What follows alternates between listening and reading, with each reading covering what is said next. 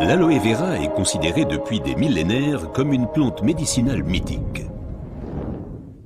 Déjà, les Aztèques l'utilisaient comme remède miracle contre beaucoup de maladies. Dans la médecine populaire, elle est connue pour ses propriétés désintoxicantes, purifiantes, dégraissantes et désacidifiantes.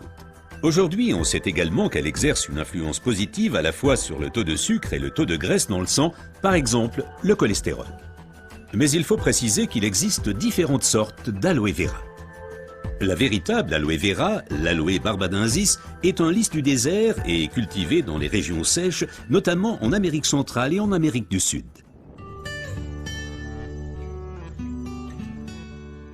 L'efficacité de l'aloe vera dépend principalement de son traitement, mais les différences se font dès la récolte.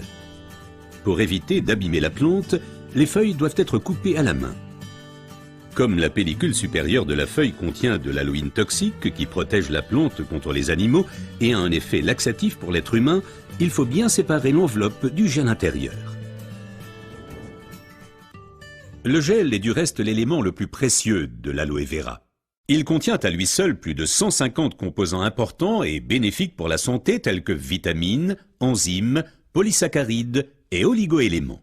Et c'est précisément cette combinaison unique, cette association de différentes substances qui entraîne l'effet médicinal. L'un des composants les plus importants est l'acémanal. Il a une influence positive sur le système immunitaire et diminue d'autre part les inflammations et les radicaux libres.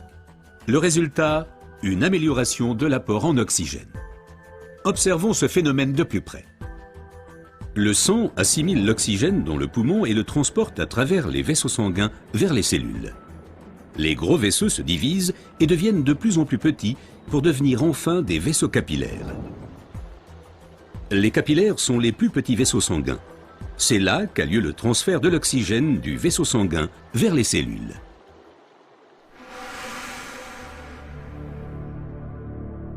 Une alimentation malsaine, la pollution de l'environnement, le stress et des exigences élevées affaiblissent notre système immunitaire. Les radicaux libres ont le jeu plus facile et ils peuvent entraîner des micro-inflammations dans l'organisme. Ces inflammations altèrent les vaisseaux et entraînent un épaississement des parois des capillaires. Ce gonflement rétrécit le vaisseau et les globules rouges circulent plus lentement à travers les capillaires, entraînant une baisse de l'alimentation en oxygène. Et c'est là que l'aloe vera intervient. Elle réduit le gonflement des parois des capillaires. Les globules rouges circulent plus rapidement et l'alimentation en oxygène est améliorée. Les toxines et les impuretés sont évacuées plus rapidement. De récentes études indiquent que d'autres substances naturelles peuvent encore améliorer l'effet de l'aloe vera. Parmi ces substances, il faut citer tout d'abord le silicium, mais aussi l'huile d'onagre et enfin les minéraux basiques. Observons tout d'abord le silicium d'un peu plus près. Le silicium est indispensable à l'organisme. C'est un élément structurant. Nous le connaissons surtout sous forme de sable de quartz que l'on trouve dans la pierre et le béton. Dans l'organisme, le silicium contribue à stabiliser les tissus, mais il renforce également les os, les ongles, les cheveux, les tissus conjonctifs et les parois des capillaires. Avec l'âge, les capillaires menacent de perdre leur fermeté. Ils peuvent littéralement se désagréger, ce qui entraîne une interruption du flux sanguin. Dans le pire des cas, ceci peut entraîner des incidents vasculaires cérébraux et l'infarctus. Le silicium renforce et soutient les parois des capillaires et maintient ainsi le vaisseau sanguin ouvert. Les globules peuvent ainsi continuer à alimenter les cellules en oxygène. Mais le corps humain ne peut pas s'alimenter en silicium sous sa forme d'origine qu'est le sable de quartz. Toutefois, la nature offre des alternatives, et notamment une source végétale idéale, l'ortie.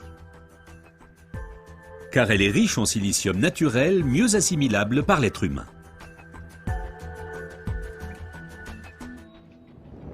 Une oxygénation optimale ne dépend pas uniquement des capillaires, mais aussi et surtout de l'état du sang. Le sang ne peut bien circuler dans les vaisseaux capillaires que s'il est suffisamment fluide. Certaines substances peuvent améliorer la fluidité du sang, l'huile d'onagre avec ses acides gras insaturés et naturellement les minéraux basiques. Les acides gras insaturés sont des fluidifiants du sang. Ils empêchent les globules de s'agglutiner et donc un épaississement du sang. Les minéraux basiques soutiennent l'élasticité des globules rouges et facilitent ainsi leur passage à travers les capillaires. Ces deux éléments améliorent la fluidité du sang et garantissent ainsi son alimentation optimale en oxygène. Permettez-moi de récapituler. Une oxygénation satisfaisante de nos cellules est une condition importante de notre santé et permet également de prévenir les maladies graves. L'aloe vera et son effet décongestionnant améliorent l'oxygénation. Le silicium renforce les parois des capillaires et garde le vaisseau sanguin ouvert. Cet effet est renforcé par l'huile d'onagre et aussi par les minéraux basiques. Ce que la médecine populaire savait depuis longtemps est maintenant confirmé par la recherche moderne.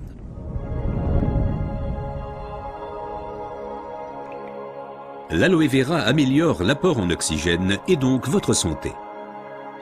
Car l'oxygène signifie la vie. Faites confiance à l'aloe vera.